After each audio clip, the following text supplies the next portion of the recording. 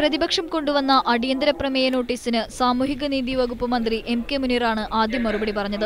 1960-ലെ orphanage control board act പ്രകാരം ഏത് സംസ്ഥാനങ്ങളിൽ നിന്നും കുട്ടികളെ അനാഥാലയത്തിലേക്ക് കൊണ്ടുവരാം. ഈ നിയമത്തിൽ ചില ഭേദഗതികൾ 2013-ൽ കൊണ്ടുവന്നിരുന്നു.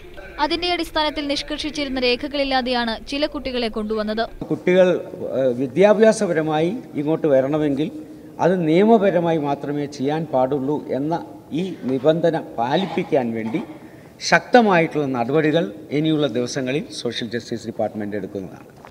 കുട്ടികളെ കൊണ്ടുവന്നത് മനുഷ്യക്കടത്തല്ലെന്നും നടപടിക്രമങ്ങളിലെ വീഴ്ചകൾ മാത്രമാണ് സംഭവിച്ചതെന്നും കോടിയേരി ബാലകൃഷ്ണൻ നേരത്തെ പ്രതികരിച്ചിരുന്നു. ഇതിന് വിരുദ്ധമായാണ് കോടിയേരിയുടെ നിയമസഭയിലെ പ്രസംഗം. ഒരു നിയമസഭാ സാമാജിക ഇത് സംബന്ധിച്ച് ഉന്നയിച്ച ചോദ്യങ്ങൾക്ക് പോലും ഗവൺമെന്റ് എന്തുകൊണ്ടാണ് മറുപടി പറയാൻ കഴിയാത്തത്?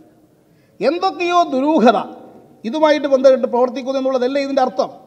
തനിക്കെതിരായ പരാമർശങ്ങളിൽ ആഭ്യന്തരമന്ത്രി നേരിട്ട് മറുപടി നൽകി.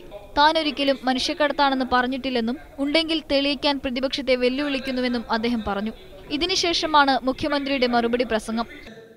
ചില വീഴ്ചകൾ ഉണ്ടായിട്ടുണ്ട്, നടപടിക്രമങ്ങളിൽ പെശകുണ്ടായിട്ടുണ്ട്.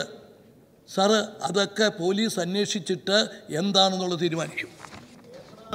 തുടർന്ന് സ്പീക്കർ അടിയന്തര പ്രമേയത്തിന് അനുമതി നിഷേധിച്ചു. പ്രതിപക്ഷം സഭയും വിട്ടു. മീഡിയ 1 തിരുവനന്തപുരം.